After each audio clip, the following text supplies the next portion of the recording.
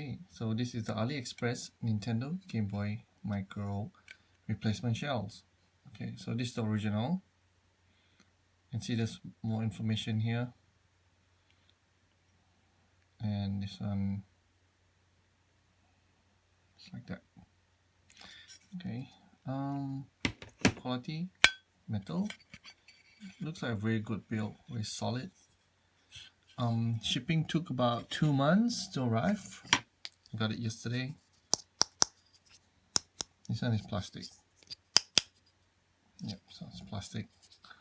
And it costs $30 US, including shipping and taxes.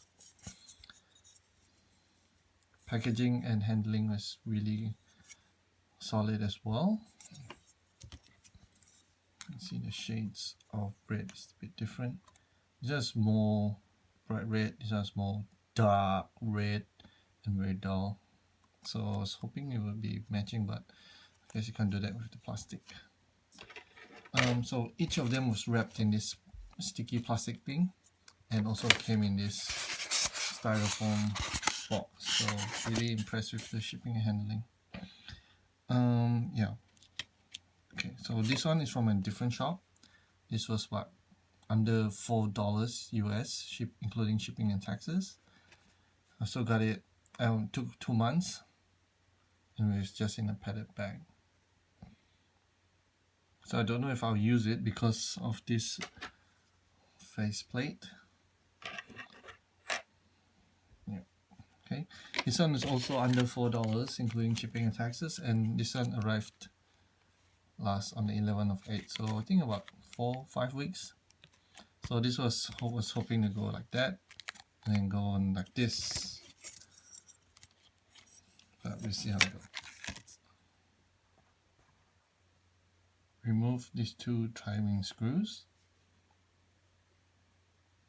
Once you remove the 2 screws, turn it around, and with a straighten out paper clip or a SIM card tray remover, gently, slowly press in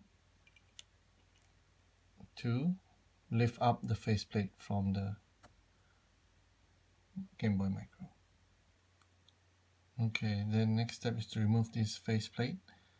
Just be careful, these plastic strips are really small and looks extremely fragile.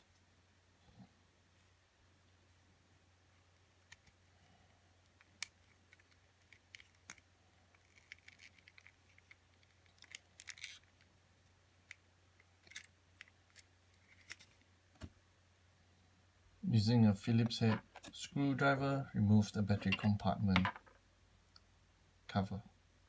As you unscrew it, the case will pop up this direction. Lift up and remove it. Okay, so the replacement is actually thinner and doesn't have a padding, and no padding is included. And it looks like it is smaller. Look at the height.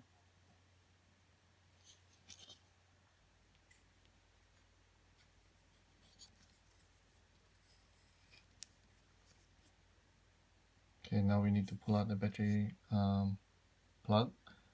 Just be gentle. You don't just yank it out. You might rip the red and black positive and negative wires. And it only goes in one way too when you're trying to put it back.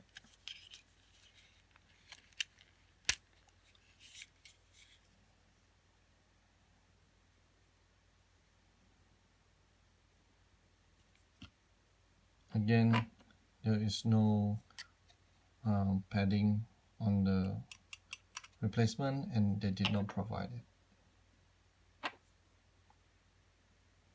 Phillips, Phillips, Phillips, tri-wing, tri-wing. Remove this.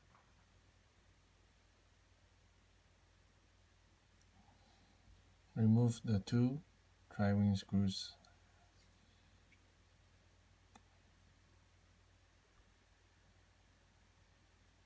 Now the back should come off very easily without any effort.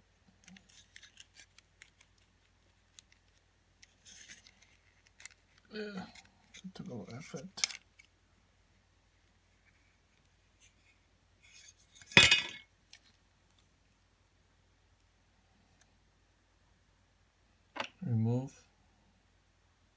2 Phillips head screws. Okay, before you move this pin frame, now the 2 screws are gone. There's this little clip here that's holding it in place. Just need to unclip it before you can remove it. Push it in.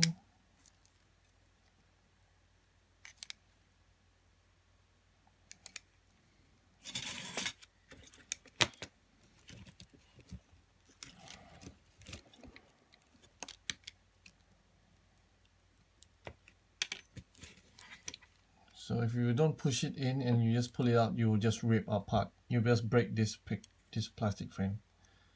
So just be careful. See that clip there? Oh, the shoulder buttons didn't fly out. Remove 2 Phillips head screws. Probably remove the shoulder buttons now. For the springs.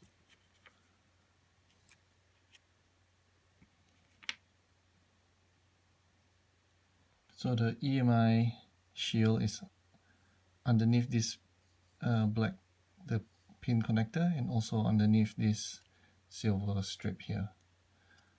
But you can't just yank it out or pull out the motherboard because there are ribbon cables all underneath it.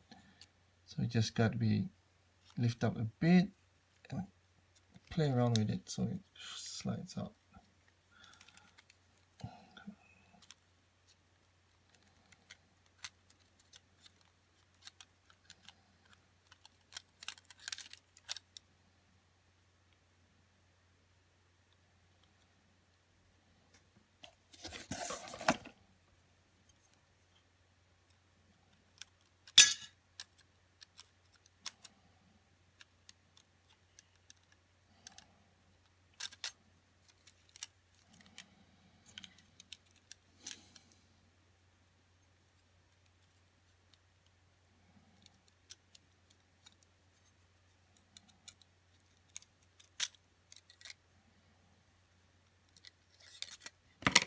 Ooh, look at that ribbon cable here. Careful, careful.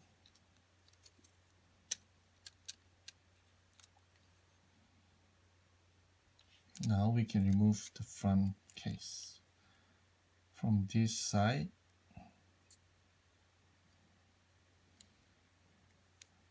Careful, because this is the start. The start select button.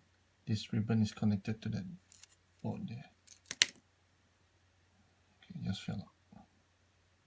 Okay, that's free now. Again, you see padding on the original and there as well.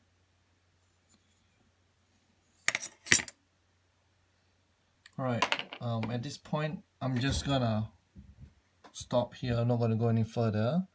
Just put back the bits that fell out, like the speaker and the switch, the volume switch, and give this screen a clean and just go back in reverse, because no point to go any further, because I don't want to risk damaging the ribbons.